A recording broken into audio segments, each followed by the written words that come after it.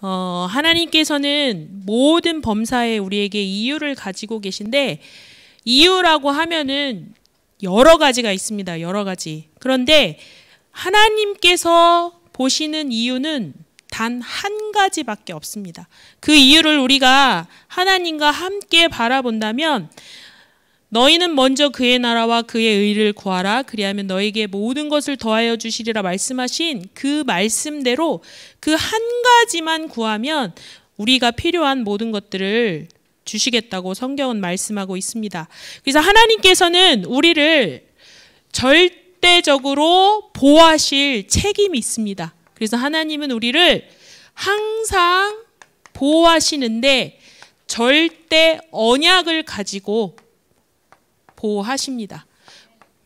그리고 하나님께서는 우리를 인도하십니다.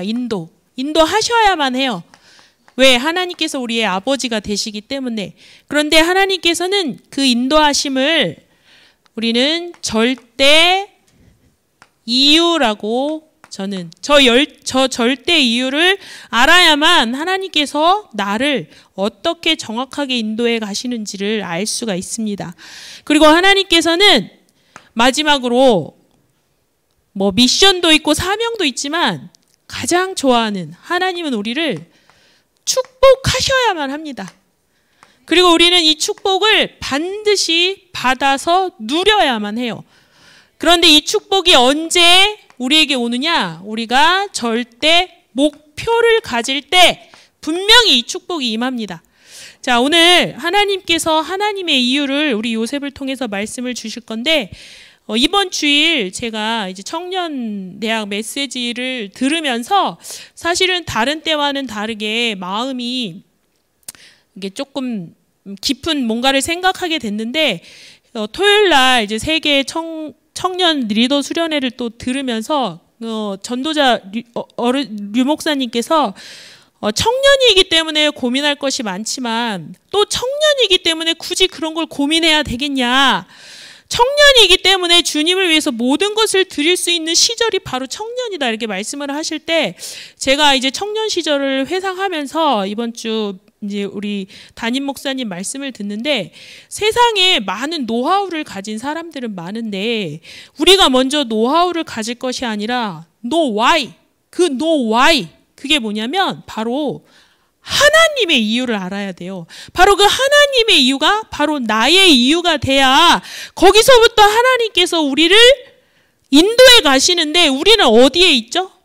집에 있을 땐 집에 있고 학교 갈 때는 학교에 있는데 우리가 know where 어디에 있느냐에 따라서 하나님의 인도와 하나님의 축복하심이 달라집니다.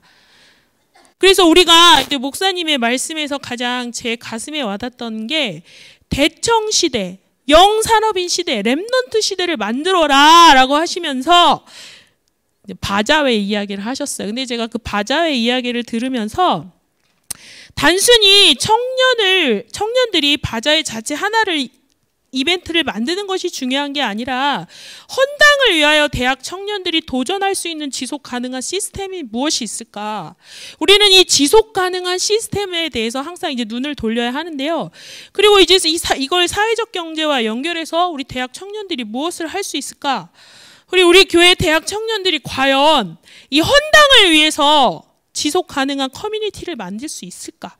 그리고 헌당을 위한 이 바자회가 단회적인 행사가 아니라 이것을 토대로 지속 가능한 문화 살리는 교회 응답을 받을 수 있는 콘텐츠는 뭐가 있을까 해서 계속 이제 이런저런 생각을 했는데 사실은 이제 이것들을 이해하기 전에 우리가 먼저 이해해야 될 것이 있어요. 뭐냐면 사실상 지금부터 약 10년 전까지만 해도 교육이라는 것이 우리를 상승시키는 수단이 되었습니다. 사실상. 그래서 지방에 있는 대학 청년들이 열심히 공부를 하면 그 교육, 학력만 가지고도 성공할 수 있는 시대가 있었어요. 그런데 10년 전부터 어떤 현상이 벌어지냐면 3포 시대, 그리고 5포, 7포, M포, 그리고 들어보셨는지 모르겠지만 이제 급기야 2015년도에는 수저 계급론이라는 이런 참담한 이론이 등장을 합니다. 그런데 그게 오늘날 한 10년 전부터 시작된 그 현상들이 하나의 신조어를 통해서 유행화되고 우리한테 익숙한 언어가 됐는데 2021년 지금 기아대책 NGO에서 청년 도시락 캠페인을 해요. 우리 교회 대학 청년들은 삼시세끼를 다 얼마나 좋은 도시락을 먹는지 모르겠지만 너무나 많은 청년들이 이제는 밥 한 끼를 굶어가면서 두 끼를 겨우 배 채우는 그런 시대가 그냥 일부 부류만 그렇게 되는 것이 아니라 이미 그것이 하나의 문화로 우리 옆에 와 있다는 그 현실이 이제 우리의 현실이 된 거예요. 그래서 그 자녀들을 둔 부모들도 물론 속상하겠지만 이제 그런 현상들을 보면서 어떻게 국가의 혈의 역할을 하는 청년들이 먹을 것이 없어서 배를 골아가는 이 시대의 현실, 이거를 과연 우리는 얼마만큼 심각하게 보면서 이 복음이 왜 현장에 증거돼야 되는지 그 이유를 우리가 얼마만큼 가지고 있을까라는 이제 그런 가슴 아픈 생각을 하면서 그야말로 지금이 바로 절대 치유가 필요한 시대예요. 절대 치유. 이 절대 치유라는 게 뭐냐면 사람들은 만 가지, 수십만 가지 문제를 가지고 있는데 영적 감옥에 스스로 갇혀 있는 거예요. 지금은 스스로 갇혀 있어요. 그래서 이 영적 감옥에 갇혀 있는 것이 비단 그런 불신자들 뿐이냐? 그것이 아닐 수도 있거든요. 치유는 모든 인간에게 필요한 거예요. 그래서 사실상 지금 너무나 풍요로운 시대가 됐는데 어떤 책이 최근에 이제 신간이 나왔는데 풍요 중독 시대. 지금 풍요라는 단어가 이제 우리를 중독시켜 버렸어요. 그걸 우리는 인식도 못하고 살아가는데 사실상 우리가 가난했던 그런 과거의 역사가 있는데 빈익빈 부익부, 이것이 양극화가 가장 심화된 시대가 바로 오늘입니다. 오늘. 이게 바로 우리의 현실인데 많은 사람들, 특히 불신자들이 풍요로움 속에서 살아간다고 하지만 사실은 영적 감옥에 갇혀 있는 거죠. 그리고 우리 뉴스에서 본 것처럼 코로나가 우리 같은 일반 건강한 교회, 건전한 교회에서 발생을 시킨 것이 아니라 각종 종교와 이단 그리고 거짓, 이런 위선자들에 의해서 영적으로 포장을 한 거예요. 포장을. 그런데 그 사람들은 돈이 되는데 경제의 흐름을 보고 돈이 될 만한 곳에 집중적으로 들어가고 또 우리 국가의 허리, 대학 청년들을 자기네들의 이 포장 속으로 인도를 합니다. 그런데 거기에는 보암직도 하고 먹음직도 하고 지혜롭게 할 만큼 탐스럽기도 하고 나에게 부요하게 만들어줄 수 있는 그것들을 보기 때문에 거기 달려가는 거예요. 그냥 영적 문제 심각해서 그냥 끌려가는 친구들도 있지만 사실은 자기들에게 이익을 줄 수 있기 때문에 가는 거거든요. 그 시대가 바로 우리가 살고 있는 지금 시대예요. 마귀는 우는 사자처럼 두루다니며 계속해서 삼킬자를 찾는데 그 올무에 걸린 사람들은 마음, 생각, 영혼, 육신까지 다 잃어버리고 지금은 포기 상태에 빠져 있습니다. 포기. 세상에서 제일 무서운 게 자포자기 상태예요. 저는 저 수준대로 우리 목사님 만나기 전에 좀 포기한 상태가 있었는데 그래도 금방 회복이 됐습니다. 자, 스스로를 죽이고 또 외로움에 지쳐서 고독한 죽음을 맞이하고 그리고 타인 죽이는 거를 취미 삼아 마음껏 하는 사이코패스 또 소시오패스들이 너무나 널려있는 그런 시대가 도래를 했습니다. 자, 여러분들은 실제로 이 세상 임금, 이 마귀, 옛뱀, 이들이 세상을 장난질하는 것이 보이십니까? 실제로 보이세요? 그리고 마귀 자녀로 영적 감옥에 갇혀서 포장만 하고 몸부림치는 이런 현장이 보이십니까? 만약에 이런 현장이 보이신다면 우리에게 또 다르게 보이는 게 있습니다. 그게 뭐냐면 우리를 이런 죄악과 이런 부패한 세상에서 건져내 주신 예수 그리스도가 보입니다. 이런 세상 속에서 우리가 이런 눈을 있어야 거기에서 예수님께서 우리에게 얼마나 중요한 분인지 절대적인 이유를 여기서 발견을 할 수가 있어요.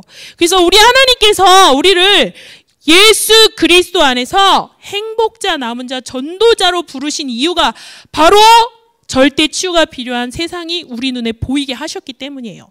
자, 지금 왜 우리 앞에 배고픈 대학 청년들이 있을까요? 코로나19 때문이 아니에요. 자, 이번 주 강단 2부에서 저는 이제 다시 새긴 게 앞으로 다민족 교회 모든 방향은 렘넌트 운동에 집중한다. 그리고 우리 자녀를 복음 엘리트, 복음 성공자, 복음 대통령으로 만들 것이니 언약을 단단히 붙잡으라고 말씀을 선포하셨습니다. 자, 우리가 실제로 우리 자녀를 복음 엘리트, 복음 성공자, 복음 대통령으로 키우려면 한 번쯤은 생각해 보아야 될 내용이 있습니다. 그게 뭐냐면 항상 이제 흐름 속에서 오늘을 직시하기 위해서는 과거를 반드시 우리가 숙지를 해야 돼요. 이제 우리나라의 산업화의 대변혁은 사실은 한국전쟁 이후부터 시작이 됩니다. 그래서 그 시대를 이끈 어른들을 소위 이제 베이비붐 세대라고 하죠. 그 베이비붐 세대의 연령대가 지금 평균 58세에서 66세를 가르치는데 이제 55세에서 70세까지 그 세대를 베이비붐 세대라고 합니다.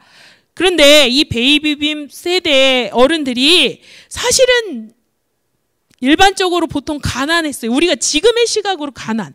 그런데 그 당시에는 그분들은 그게 가난이라고 그렇게 의식하지 않았어요. 그냥 너도 배고팠고 나도 배고팠고 그렇기 때문에 그것이 뭐 열등감 느끼는 그런 가난이 아니었습니다. 그런데 그분들이 이제 우리나라 산업사회를 이끌어오면서 주도 세력의 특권이 있었어요. 특권. 무슨 특권? 부동산, 예금, 주식, 이 보유 자산을 가장 많이 가지고 계신 부류가 바로 우리 베이비붐 세대예요. 아마 우리 교회에도 많이 계실 텐데 이분들이 어느 만큼 갖고 계시냐? 압도적으로 많이 가지고 계십니다. 압도적으로. 이분들이 분명히 뭐 민주화 운동이다 해가지고 격동의 세월을 보냈고 또 이제 IMF라는 위기를 맞이하기도 했는데 이분들이 가지고 있는 보유 자산이 어느 정도냐면은 전체 토지의 42%를 이분들이 가지고 계십니다. 우리나라 전체 토지에. 그리고 부동산, 건물로만 58%를 가지고 계세요. 58%. 그리고 전체 주식의 20%를 가지고 계십니다. 그러면 이 성공한 분들이 그 보유 자산을 사회에 반드시 환원 안 하겠죠. 그래서 이 세대들 중에 복불복 아주 부자가 되신 분들이 지금 서울 수도권에 거의 다 차지하고 있어요. 그리고 이분들의 자녀들이 지금 좋은 직업군에 속해서 모든 좋은 직업, 정치, 경제, 사회, 문화, 복지, 교육 모든 전 분야에 이분들의 자녀들이 그 자리를 차지하고 있어요. 그러면 1대, 2대, 3대 그들의 자손들이 이제 지금 30대쯤 됐을 거예요. 30대 중반. 그럼 그 30대 자녀들이 지금 초등학생, 우리 또 아기들을 낳고 있죠? 그러면 베이비붐 세대의 어른들이 총 5대를 볼 수가 있어요. 5대. 그러면 그 돈이 다 어디로 가죠? 자손들한테 갑니다. 그러니 그 역사가 너무나 오랜 동안 오면서 급기야 지금 10년 전에 왜 청년들이 가난한 시대가 왔냐면 그 지방에서 노력했던 그 사람들이 이제는 더 이상 삐집고 들어갈 수 있는 그런 자리가 없는 거예요. 우리가 복음 엘리트, 복음 성공자, 복음 대통령을 만들어야 되는데 이미 세상에는 그 사람들이 학연, 지연 이런 쫀쫀한 관계를 가지고 절대 그 자리에 내 자녀를 꽂기 위해서 몸부림을 칩니다.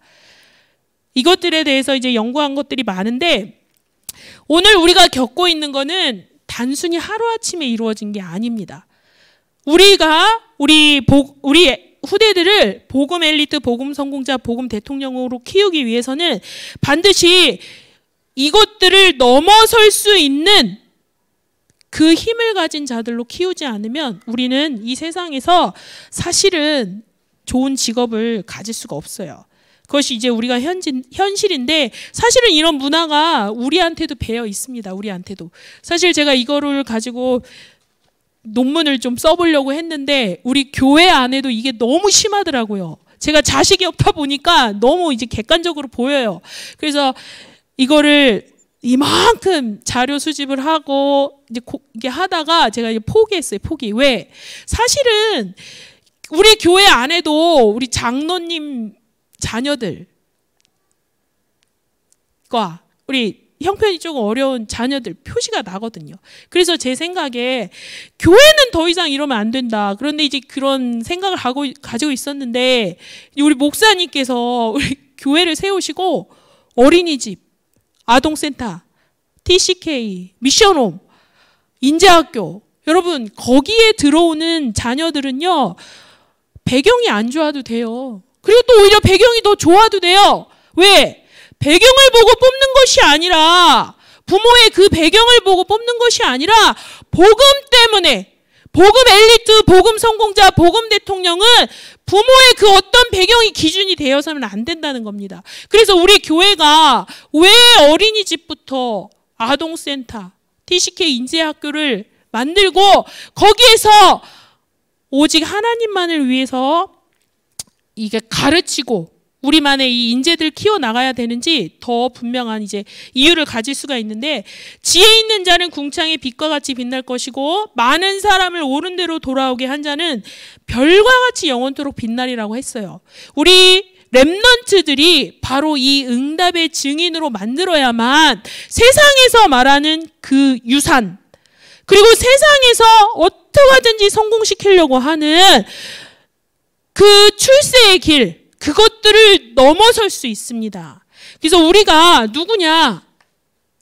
우리는 영적 서밋입니다. 서밋. 이 영적 서밋은 없어도 넘어설 수 있는 자, 있어도 있는 것과 상관없이 넘어설 수 있는 그 사람이 바로 영적 서밋이에요. 그래서 우리는 이 절대 서밋, 절대 서밋자로 불렀는데, 이 절대 서밋자에 기준이 있어요. 기준. 우리는 항상 기준을 가지고 살아야 되는데, 기준은 오직 하나님의 말씀입니다. 세상이 아무리 불공평하고 우리 눈에 뭔가 조금 달라 보여도 하나님의 말씀만이, 하나님의 말씀이 심겨진 그것만이 우리의 모든 불공평하고 불편한 것들을 넘어설 수가 있습니다. 이 말씀을 가지고 기도한 자들은 하나님이 다 서밋으로 성공을 시키십니다. 자, 그리고 우리는 저는 사실은 이제 우리 목사님과 그 처음 이 교회에 올 때 신방을 갔는데, 신방을 다니면서 제가 깨달은 게 딱 하나가 뭐냐면, 복음, 딱 도식이 있어요. 전도, 딱 이 두 개더라고요. 그런데 이 중간에 기능이 있어요. 기능. 전도를 위해서 공부해라. 전도를 위해서 학교 가라. 전도를 위해서 하나님을 위해서 살고 현장을 정복해라. 전도. 근데 복음 때문에.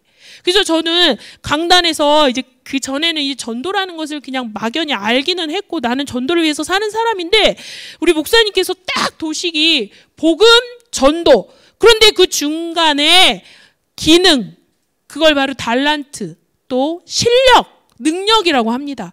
그것들을 어느 만큼 우리가 말씀과 기도와 전도 서밋으로 우리 렘넌트들을 키우느냐, 우리 자신이 준비되느냐에 따라서 하나님의 절대 언약의 성취가 달라집니다. 자, 우리가 이제 요한복음 17장을 보면 저는 이제 그 말씀을 참 좋아하는데, 기도 서밋의 증인은, 선생님은 바로 우리 예수님이십니다. 예수님도 하나님 아버지의 뜻대로 모든 사역을 마치시기 위해서 기도를 몸소 실천하셨어요. 그래서 우리 삶에 정말 여러분들 삶에 정말 귀신이 떠나가고 모든 질병과 모든 약한 것들을 치유받기 원하세요? 그러면 예수님께서 뭐라고 했어요? 당신들의 제자들은 능히 우리 아이에게 들러붙어 있는 귀신을 쫓아내지 못하더이다. 그래서 우리 제자들이 예수님께 물었잖아요. 주님, 우리는 어째서 능히 그 귀신들을 쫓아내지 못했습니까? 기도 외에는 이런 유가 날 수 없느니라. 예수님은 기도를 통해서 하나님의 모든 말씀을 이루셨고 기도하는 자가 하나님의 능력을 체험할 수 있다고 말씀하십니다. 체험이 중요한 게 아니잖아요. 기도의 힘이 우리 렘넌트들, 우리의 절대적인 중심의 자리 잡아야 우리가 현장에서 승리를 할 수가 있습니다. 자, 그리고 이번 주에 이제 미션을 주셨죠. 미션. 뭐냐면 여러분들 절대 서밋에 가기 위해서는 말씀 기도 전도의 응답을 받아야 되는데 이 말씀을 어떻게 우리 것으로 만들죠?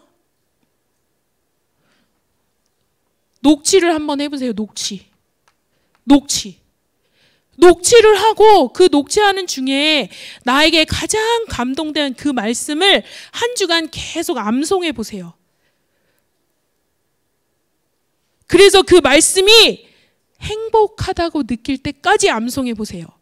그리고 기도, 그게 뭐냐? 녹취를 하면서 말씀을 암송하면서 기도, 다른 생각이 나를 사로잡지 않을 그때까지 기도해 보세요. 그리고 전도 대상자의 이름을 놓고 그 사람의 마음이 감동되어서 하나님 앞에 돌아오는 그 순간까지 기도해 보세요. 우리가 절대 서밋이라는 절대 언약은 붙잡았는데 진짜 절대 서밋의 응답을 누리기 위해서는 말씀 서밋, 기도 서밋, 전도 서밋이 되어야 우리는 그 응답을 누릴 수가 있습니다. 자, 이거는 이제 실천을 해보시고 저는 이제 이번 주에 창세기 41장 38절 말씀을 보면서 한 구절이잖아요. 이와 같이 하나님의 영에 감동된 사람을 우리가 어찌 찾을 수 있으리요? 그럼 저는 이거를 놓고 사실 이렇게 기도합니다. 하나님, 우리 담임 목사님, 하나님의 영에 감동된 사람으로 숨쉬게 해주세요. 그리고 그 밑에 이렇게 기도하면 돼요. 교역자들, 장로님들, 중직자들, 렘넌트들, 전 성도들도 하나님의 영에 감동된 자로 숨쉬게 해주세요. 쉽고 간단하잖아요. 이렇게 말씀을 붙잡고 계속 암송하면서 기도하면 기도가 너무너무 행복하고 그 기도 속에서 전도의 축복을 누리시게 될 것입니다. 자, 하나님은 우리에게 절대 뭘 가지고 계시죠? 시간표를 가지고 계세요. 왜냐하면 언약은 성취돼야 되는 거니까요. 그래서 하나님께서 우리에게 절대 시간표를 갖고 계신데 요셉이 이제 우리가 요셉의 지금 말씀을 계속 받고 있는데 요셉이 꿈을 꿨을 때를 한번 생각해 보신 적이 있나요? 요셉이 꿈을 꿨을 때 얼마나 행복했었을까요? 우리도 말씀을 듣고 하나님의 비전이 보일 때 전 정말 행복하더라고요. 그것만 생각해도 행복한데 요셉이 꿈 꿨을 때 얼마나 기분이 좋았겠어요. 그런데 그 꿈이요, 이상하게 해석할 필요가 없는 꿈이었어요. 요셉의 두 가지 꿈은. 왜냐하면 내 단은, 우리 이게 곡식단이 있는데 내 단은 벌떡 일어나는데 우리 형님들의 단, 아마 그 단에 형님들의 얼굴이 있었나 봐요. 형님들의 단은 나한테 절하더이다. 해석이 필요 없는 꿈입니다. 그리고 해와 달과 11별이 내게 절하다이다. 이제 상징적인 의미로 해와 달은 이제 부모님을 상징하니까 야곱이 그럼 나와 네 어미도 너한테 무릎 꿇겠느냐? 이렇게 말했던 이유는 그 상징성이 있기 때문에. 근데 숫자도 11별이래요. 그러니까 형들이 기분 나쁘죠. 그런데 요셉은 이 꿈을 생각할 때마다 너무 행복했을 것 같아요. 그 나이에, 17살의 그 나이에. 그런데 아버지가 이제 심부름을 시키죠. 근데 그 심부름을 가면서 아버지랑 영영 헤어질 것도 모른 채 얼마나 그 꿈만 생각하면 너무 행복했을 것 같아요. 그런데 그 행복한 요셉에게 하나님께서 본격적으로 개입을 하시는데 그 행복이 유지되냐? 아니죠. 그 꿈과는 완전히 반대되는, 요셉이 인생에서 두 번도 생각하기 싫은 그 험난한 길로 하나님이 인도하시기 시작을 하는 거예요. 그게 바로 하나님께서 우리 인생에 개입하시는 절대 시간표. 그런데 요셉은 단 한 번도 불신앙을 한 적이 없습니다. 요셉이 아마 이제 정시로 무시로 계속 기도를 했을 겁니다. 그런데 여러분들이 성경을 얼만큼 자세히 보는지 모르겠지만 아주 신기한 게 있습니다. 뭐냐면 하나님은 아브라함과 이삭과 야곱의 하나님으로 나타나세요. 근데 하나님은 요셉과 함께 하시고 형통하게 하시고 거기다 또 형통하게 하셨다고 성경은 기록하고 있는데, 하나님은 요셉을 찾아오셔서 직접 말씀하신 적이 없어요. 참 신기하죠. 그리고 나중에 이제 요셉이 이제 고센 땅으로 오라고 했을 때 하나님이 그때 야곱에게 나타나십니다. 신기하죠? 왜? 요셉은, 그런데 하나님이 그 창세기를 요셉을 이끈 그 장면들을 보세요. 하나님이 요셉과 함께 하셨고, 하나님이 형통하게 하셨고, 하나님이 또 형통한 자가 되게 하셨고, 하나님은 오히려 말씀으로 아브라함과 이삭과 야곱에게 직접 나타나시는 것보다 더 가깝게 요셉과 함께 하셨어요. 함께. 성경은 계속 하나님이 요셉과 함께 하시고 이렇게 기록을 하고 있어요. 하지만 아무 음성이 들리지 않는 그 요셉이 때로는 답답했을 수도 있어요. 그러나 요셉이 하나님에 대해서 원망을 했다라는 기록은 단 한 구절도 없습니다. 자, 이런 요셉에게 이제 하나님께서 이제 상상도 할 수 없는 이제 그런 길로 인도하셨는데, 저는 여기서 요셉이 우리 절대 시간표 속에서 하나님의 보호하심 속에 있었구나. 근데 이 보호하심이 바로 은혜예요, 은혜. 하나님의 은혜가 아니면 절대 하나님의 보호 속에 우리는 있을 수가 없습니다. 그런데 하나님의 이 은혜가 어떻게 성취가 됐어요? 하나님이 알게 모르게 보이지 않게 계속해서 요셉을 통해서 역사하셨어요. 역사. 이 역사가 일하셨다는 거예요. 일. 하나님은 요셉의 일거수일투족을 동행하시면서 하나님의 일을 하신 거예요, 여러분. 하나님의 일을, 참 신기한 인도인데, 그래서 요셉은 요셉이 만든 길이 아닌 하나님의 언약을 성취하기 위한 그 길로 갔다고요. 제가 이제 그거를 묵상하면서, 그래, 나의 인생, 우리의 인생도 내가 원하는 길, 내가 만든 길이 아닌 하나님이 나를 통해서 하시고 싶은 그 길로 나를 끊임없이 보호하시면서 일하시고 계시구나. 이것이 바로 우리의 응답이구나, 응답. 여러분, 응답은 정말 다른 게 아니더라고요. 그래서 우리가 하나님의 어떤 상황에서도 하나님의 계획에는 반드시 응답이 있다는 사실을 믿으시길 주님의 이름으로 축복합니다. 자, 이제 하나님께서 우리를 인도해 가시는데 하나님의 절대 이유가 있어요. 절대 이유. 자, 요셉이 이제 오늘 본문에서 나는 히브리 땅에 끌려온 자요, 여기서도 오게 갇힐 일을 행하지 아니었다라고 말을 하는데, 이 본문은 사실상 요셉이 지금까지 노예로 갔을 때도, 또 보디발의 아내를 통해서 누명을 썼을 때도, 그리고 지하 감옥에 갇혔을 때도 그 어떤 변명조차 하지 않았어요. 그리고 그 누구에게도 자기의 사정을 아뢰면서 이제 구걸하지 않았어요. 그런데 여기서 처음으로 요셉이 적극적으로 달려듭니다. 바로 한마디를 위해서, 나는 히브리 땅에서 끌려온 자요, 여기서도 옥에 갇힐 일을 하지 않았습니다. 그 술 맡은 관원장한테 나를 기억하셔서 나를 여기서 끌어내달라고, 건져내달라고, 꺼내달라고 간곡하게 말을 합니다. 이제 요셉도 나름 그 긴 여정 끝에서 이 술 맡은 관원장이 나가니까 자기를 그 지하 감옥에서 꺼내줄 자는 바로 이 사람일 수도 있겠구나라는 어떤 기대감이 있었겠죠. 그래서 결국은 요셉은 히브리 땅의 언약 그 하나를 가지고 간수, 그 술 맡은 관원장에 굉장히 적극적으로 나를 꺼내달라고 요구를 합니다.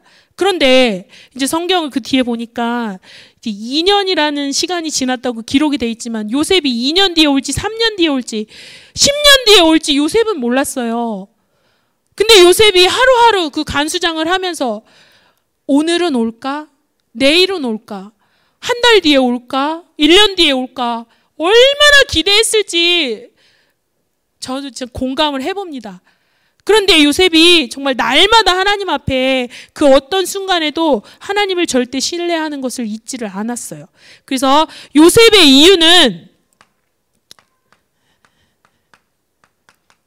온전히 히브리 땅이었어요. 히브리 땅.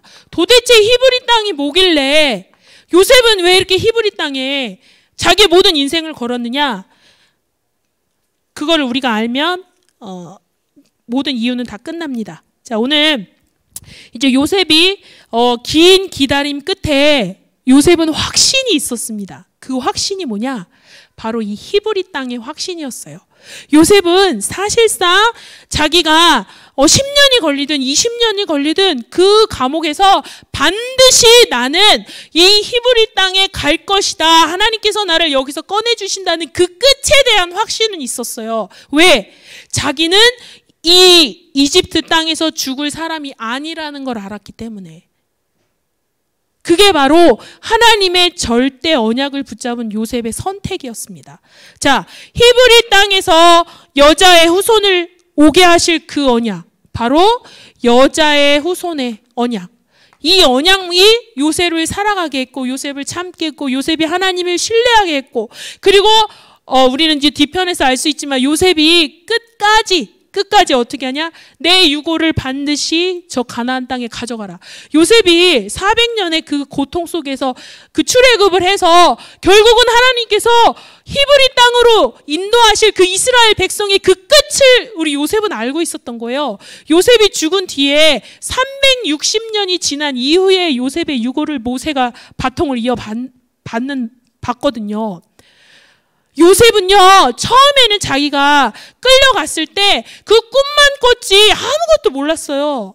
그런데 하나님께서 요셉을 계속 이끌어 가시면서 사실상 형들을 만났을 때, 형들을 만나서 형들이 자기 앞에 절할 때, 그때 저는 요셉이 하나님이 정말 이 여자의 후손의 언약을 성취하실 그 땅으로 우리 이스라엘 백성들을 인도하겠구나라고 저는 그때 깨달았을 것 같아요. 그리고 자기 아버지의 가족들이 고센 땅으로 왔을 때 진짜 해와 달과 11별이 절하는 그 모습을 보고 하나님께서는 아브라함과 이삭과 야곱 그리고 이 12지파를 통해서 여자의 후손이 오실 저 땅, 그리스도가 오실 저 땅, 우리를 구원할 저 땅, 바로 저 땅에 하나님의 모든 언약이 성취될 거다. 나도 그 땅에 묻혀야 되겠다. 여러분, 우리의 신앙은 어렵지가 않아요. 요셉이 그 이유를, 내 유고를 반드시 저 여자의 후손, 예수 그리스도가 오실 그 땅에다가 묻으라고 왜 그렇게 간절히 말했을까요? 우리 아버지 야곱이 언약을 사상화, 완전히 각인뿌리 체질낸 거죠. 그게 바로 우리가 복음 엘리트, 복음 성공자, 복음 대통령을 만들 수 있는 유일무이한 이유가 바로 요셉의 이유를 우리가 우리 아이들한테 가르쳐야 돼요. 자, 요셉이 결국은 여자의 후손의 언약을 붙잡고 세계 복음화라는 거를 이제 죽기 전에 우리 야곱이 죽을 때 그 꿈을 보고 우리 완전히 확신했을 거라고 저는 그렇게 보고 있습니다. 자, 그러면 이제 우리는 이제 나의 이유를 찾아야 돼요. 여러분, 여러분들의 이유를 다 찾으셨나요? 저는 이제 나의 이유를 이제 보호하심이라는 그 말씀을 통해서 한번 쫙 생각한 게, 영유치국, 초등부 때, 그리고 이제 중고 시절, 그리고 이제 대청 시대 이렇게 여기까지만 이제 제가 한번 이렇게 쭉 생각을 했는데, 이제 짧게 나의 이유를 말씀을 드리면, 저는 이제 초등학교 5살 때부터 선교원을 다녔습니다. 아주 모범적으로. 그래서 선교원을 3년 동안 다니고 초등부를 들어갔죠. 그리고 초등부 때 교회를 한 번도 빠져본 적이 없어요. 왜냐하면 이제 엄마가 그렇게 가르쳤으니까. 근데 이제 초등부 때 제가 얼만큼 교육을 잘 받았느냐면, 주일을 한 번도 빠진 적이 없고, 이제 토요일마다 엄마가 이제 헌금을 챙겨주십니다. 헌금. 그러면 그 헌금을 떼먹으면 지옥 간다. 이게 이제 저한테 복음이 천국 아니면 지옥. 벌 받는다, 상 받는다.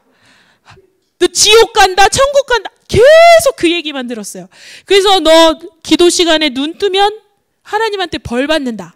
그래서 제가 초등학교 6학년 여름 성경학교 오전 시간에 처음으로 눈을 떠봤어요. 그런데 벌이 안 내렸어요.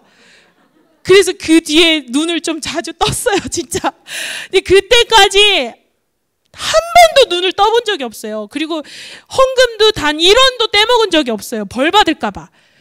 그리고 이제 학교 가서도 야, 너 이렇게 하면은 너 지옥 간다. 너 이렇게 하면 너 저기 지옥 가가지고 너 이거 다 죄를 물어야 된대. 우리 엄마가 그렇게 말했어. 해서 학교 다닐 때도 항상 천국 아니면 지옥, 죄 아니면 벌 받는다.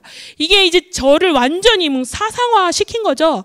그리고 나서 또 우리 엄마께서 초등부 올라오면서 밥을 아주 생명처럼 차려주시는 분이에요. 밥을 안 먹으면 이제 학교도 안 보내실 정도였었는데, 어느 한날 이제 아마 1학년 때부터였을 것 같아요.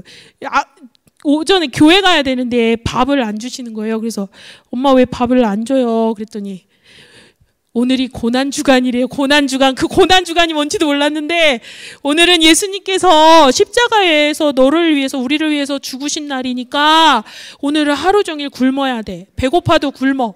이래가지고 근데 이제 그 배고픔이 너무너무 고통스러웠는데 예수님이 나를 위해서 죽었다고 하니 내가 밥을 먹을 수도 없고, 그래서 사실 이제 예수님이라는 분의 이름을 그때 처음 들어본 것 같아요. 성경 다닐 땐 거의 뭐 예수님에 대해서 관심도 없었고 들어본 기억도 없어요. 그냥 하나님에 대한 그냥 막연한 신앙. 근데 예수님이 나를 위해서 죽었다는데 이제 불평도 할 수 없고 그 어린 나이에, 그래서 이제 매년 하루 밥 안 주는 날이 이제 고난 주일이에요. 그래서 이제 그냥 늘상 그렇게 수용을 하면서 그렇게 살았고, 이제 헌금도 이제 사실 우리 아버지께서 회사 생활을 하셨는데 월급을 좀 많이 다 가지고 오셨어요. 그런데 이제 엄마가 이제 신앙이 불같으니까 11조 뭐 감사헌금 그리고 교회 필요하면 뭐 모든 걸 다 갖다 바치는 이제 그런 아줌마였어요. 근데 이제 그걸 저희는 헌금을 갖다 바치는지 몰랐는데 어느 날 초등 고학년 때 아버지가 저한테 이제 교회를 데리고 가면서 이거 니네 엄마가 다 갖다 바쳐서 한 거라고. 이제 그때 니네 엄마가 교회에다가 얼마나 돈을 갖다 바치고 이런 것들을 갖다 바치는지 아냐고 막 그러면서 이제 엄마 이제 욕을 하는 거죠, 욕을. 그래서 엄마가 알게 모르게 이제 헌금 같은 걸 많이 하시는구나. 그리고 저희들도 항상 우리 때는 100원이 큰 돈이었는데 엄마는 항상 500원짜리 지폐를 꽉 토요일 날 밤에 잠자기 전에 빳빳한 신권을 한 장씩 주시든지 아니면 구겨져 있는 돈이 있으면 다리미로 싹싹 다려가지고 절대 이거 떼먹으면 하나님한테 벌 받는다. 이제 이렇게 계속 각인을 시키고 저는 초등학교 시절을 굉장히 영적으로 교회적으로 엘리트 생활을 했습니다. 그리고 제가 한 번, 이제 우리 때는 초등부 여름 성경학교가 일주일씩 했잖아요. 일주일. 월요일부터 토요일까지. 근데 새벽, 오전, 오후 이렇게 해요. 그런데 제가 목숨 걸고 나갔는데 엄마 꼭 깨워주세요. 그랬더니 초등학교 2학년 때인가 한 번 새벽 예배 때 못 나간 거예요. 제가 왜 안 깨웠냐고 엄마한테 막 떼를 쓰면서 울고 불고 그랬어요. 복음이 좋아서가 아니라 스티커 붙이려고. 스티커 다 붙이면 맨 끝날 상 주거든요.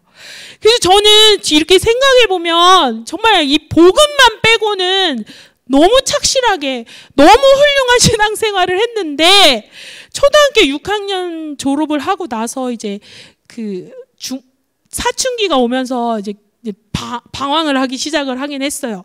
그리고 이제 초등학교를 졸업하고 마지막 이제 청소년 때 가장 인상 깊은 교육은 뭐였냐면 제가 이제 직접 싹을 틔워서 씨앗에서 싹을 틔워서 이제 감나무를 만들었어요. 한 7그루. 그러니까 한 그루만 키우고 나머지는 다 나눠줬는데 그 감나무에서 드디어 열매가 많이 열렸어요.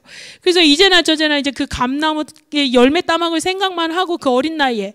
근데 이제 가을에 다 낙엽이 떨어지고 홍시가 말랑말랑 익기 직전에 이제 따먹으려고 했는데 순간 엄마가 먹지 말라는 거예요. 그래서 왜 내 감인데 왜 내가 못 먹느냐 이제 따졌더니 처음 난 열매는 다 하나님 거라는 거예요. 근데 하나님 거는 목사님한테 먼저 갖다 드려야 된다는 거예요. 그래서 제가 왜 이거를 목사님한테 갖다 줘야 되냐 이제 막 따졌는데 이제 그건 통하지도 않죠. 그래서 좀 목사님이 정말 그때 별로 안 좋아했거든요. 아무튼 잘 실한 가지 3개를 이제 보자기에 싸서 왜냐 안 갔다 오면 제가 그 감을 못 먹으니까. 그래서 막 홀이 나게 목사님한테 딱 멘트도, 목사님 이건 제가 키운 감나무 열매입니다. 엄마가 하나님께 드리고 목사님께 드리라고 합니다. 그럼 맛있게 드세요. 안녕히 계세요 하고 후루룩 이렇게 왔던 그런 기억이 있어요. 그러니까는 저는 이제 그 정도, 복음이 전혀 없는데 너무나 충성된 종으로 제가 이제 훈련을 받았는데, 이제 중학교 때 설렁설렁, 사실 그때 이제 교회를 조금씩 이제 청년 예배를 빠졌어요. 그 주일 예배는 안 빠졌고 우리 그 중고등부 예배를 너무 가기 싫은 거예요. 그러면서 이제 조금씩 교회가 멀어지고, 이제 드디어 고등학교 때 이제 출세를 하기 위해서, 성공을 하기 위해서 나는 공부로 성공을 하겠다. 그래서 사실은 이제 제가 살던 그 시골에서 벗어나서 청주시라는 대도시로 유학을 갔어요. 고등학교 때. 그래서 나는 여기서 반드시 성공하리라 하고, 이제 당연히 나는 교회를 안 가도 되는구나. 이제 이렇게 해서 이제 고등학교 때 교회를 거의 안 갔어요. 거의. 공부한다고. 근데 이제 결과가 어땠냐. 뭐 공부를 그렇게 못하지도 않았는데 대학교에 다 떨어졌어요. 그래가지고 그때 이제 3월 말에, 20살 3월 말에, 하나님 저 정말 용서해 주세요. 제가 지금 죄를 너무너무 많이 지은 것 같은데 하나님 정말 이 죄를 제가 용서받을 수 있을까요? 하면서 이제 회개 기도를 했어요. 회개 기도를 하고 이제 눈물로 콧물로 찔찔 짜면서 하나님 저 용서해 주세요.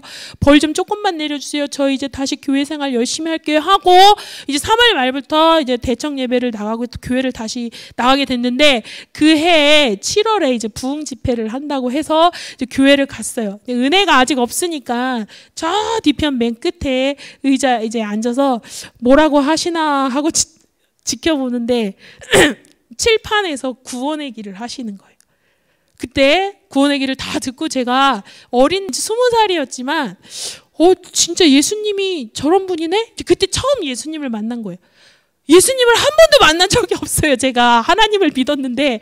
그래서 그때 예수님을 영접하고 정말 기적처럼, 바울처럼 완전히 180도 바뀌어서 그 뒤에 너 정말 예수님한테 미쳤다라는 소리를 들으면서 사실 오늘까지, 그게 제가 유치, 초등, 중고, 대청 그렇게 걸어왔다라고요. 근데 그때 이 대청 시절까지 저한테 이유가 없었어요. 무슨 이유? 예수님에 대한 절대 언약이 없었어요. 그래서 제가 이거를 묵상을 하면서 우리 교회에서 이 어린이집부터 이 아동센터, 이 TCK 학교, 인재학교, 이 대청들 인턴십 하는 그거, 그리고 저는 정말 대청 때 제 인생을, 제 모든 거를 막 하나님 앞에 막 드리지 않아서 안달이 날 정도로 막 열정이 굉장히 했거든요.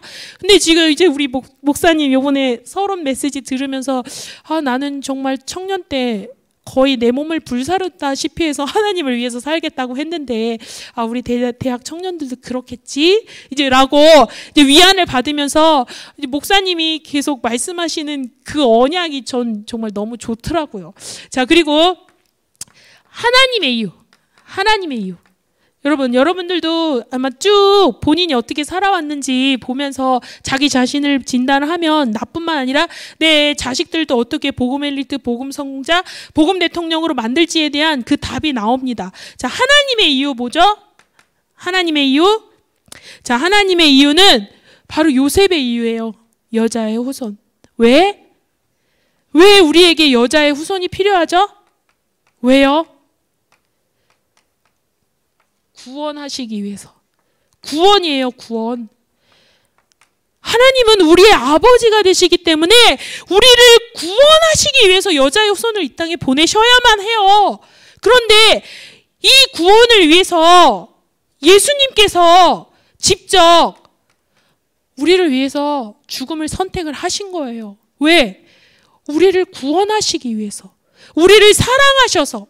그래서 하나님의 구원은, 임마누엘은 절대 혼자서 하시지 않으시고 반드시 우리와 함께 우리를 위해서 이루어 가시는 그 길이 바로 구원입니다. 자, 이제 우리 마지막으로 빨리 갈게요. 자, 이제 하나님께서 사실 축복, 여러분들 축복 받으시고 싶으시죠? 누구나 다 축복 받고 싶은데 절대 목표가 분명하지 않으면 하나님께서 우리에게 보여주시는 것을 명확히 볼 수가 없어요. 그래서 요엘서 2장 28절에 보면 너희 젊은이들은 꿈을 꾸고 너희 아버지들은 환상을 보고 너희 늙은이들은 꿈을 꾸고 헷갈리.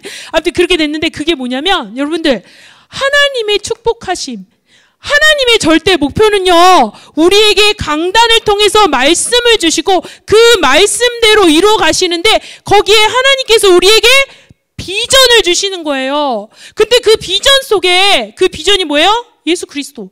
그런데 그 예수 그리스도 바라보는데 거기에 바로 우리의 꿈이 있어요. 꿈. 근데 우리에게 주신 꿈 뭐가 있죠? 모이는 교회. 모이는 교회예요. 모이는 교회. 제가 목사라서 그러는 게 아니라 저는 이제 다민족 교회가 처음에 왔을 때 이제 교회가 되게 크고 좋더라고요. 근데 조금씩 구체적으로 보니까 본당만 좋고 나머지 것들은 별로 안 좋더라고요. 그래서 여기 교회 건축이 필요하긴 하구나. 여기만 본 게 이제 제 실수였다면 실수였을까? 본당만 보니까 교회가 너무 좋아 보여서 이 교회 괜찮다 이제 이렇게 생각을 했는데 좀 더 둘러볼 걸 그랬어요. 그래서 교회 헌당하신다고 하는데 나 헌금 드려야 되겠구나. 헌금. 왜? 쟤는 이제 돈만 있으면 이게 다 줘요. 뭐 장학금도 주고 다. 그래서 통장에는 그냥 있으면 다 줘요. 제 형편 어려우면 돈 주고, 제 조금 어려우면 장학금 주고, 그리고 교회 드릴 수 있는 거면 그냥 다 주고. 왜냐면 그게 사실 이제 어릴 때부터 각인뿌리 체질된 게 그래서 좋은 것 같아요. 그래서 뭐든지 줘요, 줘. 근데 이제 그게 습관이 됐는데 우리 교회에 오니까 사실은 목사님한테 처음에 막 은혜를 너무 받았을 때 한꺼번에 집을 조금 줄여서 1억을 할까 막 이런 생각을 하다가 아니야. 그거는 목사님한테 은혜 받아서 그래. 진짜 정신 차리면 후회할 거야. 이래서 사실은 이렇게 돈을 계속 줄여 나갔어요. 근데 그리고 나서 제가 현금으로 드릴 수 있는 거를 이제 드렸는데 최근에 제가 이제 성경을 계속 보면서 이제 시간이 많이 갔는데 제가 한 가지만 말씀을 드리면 걔가 계속 헌당이나 이런 것들 이제 성경을 보면서 이제 딱 한 가지 재밌는 사실을 발견을 했어요. 그게 뭐냐면 출애굽기 3장에 보면 하나님께서 이제 모세를 부르시고 출애굽기 3장 18절 언약을 주시고요. 모세에게 이렇게 말씀하세요. 너희들이 나갈 때 빈손으로 안 갈 거다. 그리고 너희는 애굽 사람들의 물품을 취하리라. 근데 물품을 취한다고 분명히 말씀을 하셨어요. 그런데 출애굽기 12장에 보면 이제 유월절이 막 어둠의 사자들이 장자들을 죽였을 때 이스라엘 백성들을 구원하셨을 때 그때 드디어 물품을 취할 수 있는 기회가 왔어요. 저 같으면 엄청 준비했을 것 같아요. 우리 가족, 가문, 지파들 다 모아서 하나님 분명히 이렇게 말씀하셨다. 그러니까 우리 주머니 준비하고 가방 준비해서 6월절 어린 양 피 싹 지나가면 돈 제일 많은 지역, 구역 나눠서 출동해서 은근팸을 다 주워 담자. 이제 이렇게 전략적으로 갔을 거예요. 분명히. 그런데 그중에 이제 여기서부터 갈라져요. 이스라엘 백성들이 분명히 모세가 말했을 거예요. 근데 장정만 60만이 이제 출애굽을 했는데 그걸 다 누가 믿었겠어요? 우리가 똑같이 헌당의 언약을 붙잡는데 우리가 똑같이 헌당의 언약을 듣고 있는데 다 다르겠죠. 문제는 우리가 그 가방에 은근 폐물과 모든 특산품을 챙긴 게 그게 문제가 아니에요. 하나님께서 왜 이거를 챙기라고 했는지 이제 계속 성경을 읽어 나가다 보니까 드디어 이제 12장부터 한 24장까지 하나님께서 어떻게 하시냐면은 계속 율법, 유월절, 무교절 이런 법들을 주세요. 그런데 드디어 제가 재미있는 사실을 발견했어요. 뭐냐면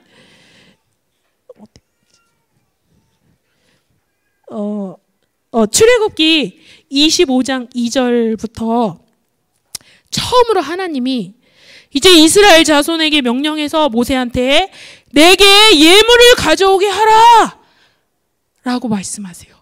하나님이 출애굽할 때 너희들 마음껏 애굽 사람들의 물품을 취하라고 그렇게 말해놓고 그 물품 얘기 하나도 안 하니까 그 지파대로 자기가 가지고 있는 물품들 얼마나 좋았겠어요. 그죠? 여러분들 정말 사유재산이라는 게 처음 그 400년 노예 생활에서 얻을 수 있는 그 이스라엘 사람들의 그 물품들이 얼마나 많았겠어요. 그런데 하나님께서 처음으로 물품을 내게 가져오라 하라. 근데 기쁜 마음으로 내는 자가 내게 바치는 모든 것을 너희가 받을지라. 근데 하나님이 뭐라고 하냐면 8절에 내가 그들 중에 거할 성소를 그들이 나를 위하여 짓되 하나님은 성소를 위해서 첫 번째로 예물을 가지고 오라고 말씀하세요. 그런데 조건이 있어요. 하나님. 다 하나님 건데 뭐하러 하나님이 내가 주기도 싫은 예물을 바치라고 하겠어요? 기쁜 마음으로 나에게 바치는 모든 자들의 것을 받으라. 그래서 사실은 제가 그 헌금 드릴 때 정말 기분이 좋았어요. 너무 기쁘게. 근데 지난번에 이제 우리 주보에 이게 다 나온 거예요. 근데 제가 사실 그 주보에 나온 걸 보면서 나 정말 너무 작게 했다 이런 생각이 들었어요. 사실은. 그리고 이제 우리 교육자들이랑 조금 대화를 하면서 제 마음에 이제 부담감이 생기기 시작했는데 그게 뭐냐면 더 해야 될 것 같다. 이제 이런 부담이 오기 시작을 했어요. 그리고 나서 이제 우리 강도사님이랑 잠깐 대화하면서 내가 그 돈을 작정한 게 아니었구나라는 생각까지 들었어요. 왜냐하면 그 돈은 내가 하나님께 드릴 수 있는 돈이었거든요. 그건 작정이 아니었어요. 작정은 뭐냐면 주어진 그 시간에 그것이 필요해서 우리의 믿음을 요구하시고 우리가 하나님의 열려지지 않은 것, 지금 나에게 없는 거를 볼 수 있는 도전을 할 수 있는 기회를 주신 건데 저는 그냥 조금 양보해서 드릴 수 있는 걸 드렸더라고요. 그래서 사실은 2주 전부터 제가 이제 계속 기도를 했어요. 하나님 어디 다른 데서 나올 수 있는 게 있을까요? 그런데 이제 사실 수요 예배 있기 어제 하나님이 월요일 날 사실 이제 목사님 보령에서 메시지를 들으면서 힌트를 얻었어요. 근데 하나님이 어제 제가 돈이 있는 데를 알려주셨어요. 그래서 제가 고민했어요. 하나님이 꼭 드려야 되냐고. 그리고 나서 오늘 아침에 하나님 이제 이 돈은 나를 위해서 내가 정말 50살에 우리 동기 목사님이랑 여행 가서 돈의 구애 안 받고 마음껏 쓰고 싶었던 그 돈을 하나님이 진짜 화요일 날 생각나게 해주시더라고요. 그래서 하나님 이것이야말로 내가 드릴 수 없는 중에 내 생활비를 드림 같은 그 과부의 돈입니다 라고 우리 이한민 전도사님이 갑자기 생각나더라고요. 하룻밤만 더 잤다가는 계속 갈등할 것 같은 거예요. 그래서 그래 그냥 수요 예배 때 말해버리자. 왜? 안 그러면은 하나님 이거 몇백만 원 빼면 안 될까요? 이렇게 또 계산할 것 같아요. 제 수준이 그거밖에 안 돼요. 그래서 그 전에 드렸던 건 내가 너무 드리고 싶어서 기쁜 마음으로 가지고 왔던 그 예물이지만 지금 이 헌당이라는 시간표는 단순히 나한테 있는 그걸 드리는 게 아니라 드릴 수 없는 중에 저의 생활비 전부를 드릴 수 있는 그 작정, 그 도전, 그 서원, 그리고 그것을 향해 도전할 때 하나님께서 우리에게 믿음도 주시지만 진짜 축복을 주시겠구나. 출애굽할 때 모든 예물을 마음껏 취하라고 하신 그 하나님께서 우리를 채워주실 수 있기 때문에 우리한테 헌당 작정을 요구하시는구나. 저는 이제 그 언약을 붙잡았거든요. 여러분들도 이제 목사님께서 부담을 가지라고 하시지만 도전을 위해서는 부담을 가지셔야 돼요. 그래야 하나님께서 계속 말씀 속에 빨려 들어가게 하면서 우리한테 있는 불신앙을 깨우고 그 불신앙 속에 하나님께서 빛의 경제 응답을 주셔요. 그거를 체험해야만 그래야만 샘의 근원을 얻고 그래야만 르호봇 경제를 우리가 가질 수 있는 겁니다. 자, 그리고 이제 빨리 가겠습니다. 흩어지는 교회. 흩어지는 교회에 우리 지역, 경기 남부 지역 재앙 막기 위해서 우리는 600지교에 가야 됩니다. 그리고 저는 올해 1인 1 영접, 양육, 등록 그리고 지역, 나라 이 응답을 받았어요. 그래서 내 삶에 목사님께서 신방 예배 때 주신 그 말씀을 가지고 과연 내가 살고 있는 이 지역에서 우리 영접운동 다시 처음으로 영접운동, 양육운동, 제자운동 일어날 수 있도록 지금 계속 기도하고 있습니다. 자, 그리고 마지막으로 이 문화 살리는 교회예요. 문화 살리는 교회. 사실은 제가 이 교회에 온 가장 큰 미션이 문화 살리는 교회인데요. 이 문화를 살리는 게 사실은 어렵지 않아요. 오히려 600지교에 깔아가는 것보다 훨씬 쉽습니다. 근데 이것들을 우리가 이제 교회와 함께 하기 때문에 이걸 어떻게 깔아갈지 그거에 대한 답을 얻어야 되는데, 사실은 여러분 마치 그 3포, 5포, M4 그리고 수저계급론 그리고 4차 산업혁명이라는 게 사실 2016년도에부터 정부에서 이제 4차 산업혁명을 언급하기 시작을 했어요. 그리고 사실 제 동생이 중앙정부 공무원이었기 때문에 제가 물어봤어요. 도대체 이 4차 산업혁명이 뭐냐? 정부에서는 어느 정도 준비를 하고 있느냐? 그랬더니 사실은 자기들도 모른대요. 자기네들도 모르는데 그 흐름이, 그 정책이 4차 산업혁명이라는 용어를 써야 되게끔 우리 정책에서 흘러가는 거예요. 그래서 2016년도에 처음으로 정부에서 4차 산업혁명 관련된 예산을 몇 조 원 쏟아붓기 시작을 합니다. 그런데 정부가 몰라도 돼요. 왜? 걔네들은 돈만 예산만 편성해서 그걸 막 쏟아붓는데 그 쏟아붓는 대상이 누구냐? 대학 청년. 대학 청년들한테 가장 많은 예산이 편성이 돼요. 그러니까 제가 대학원 공부하면서 돈을 벌 수 있었던 이유는 흐름을 읽었기 때문이에요. 자, 그래서 우리 대학생들이 도전을 해야 되는데, 우리 교회에서 제가 왔을 때, 우리 목사님께서 이 복지라는 것, 그리고 이 문화라는 거를 우리 교회 안에서 거부감 없이 많이 이미 문화화 시킨 거예요. 문화화. 그걸 아마 여러분들 스스로는 잘 이해를 못 하실지 모르겠지만, 저는 이분들이 굉장히 그 말들에 대해서 거부감 없이 교회와 세상이 분리된 그 중간 지점을 복음으로 가져가시면서도 그 문화를 교회 안에 접목시키고자 하는 그 절대 이유를 봤는데, 그 경계선은 목사님이 조절해 주시면 돼요. 그런데 우리가 문화를 간과해서는 안 되거든요. 그래서 저희 마지막 미션은 이 문화 살리는 교회, 이거는 절대 어렵지가 않아요. 우리 600지교회 하는 것보다 훨씬 쉬워요.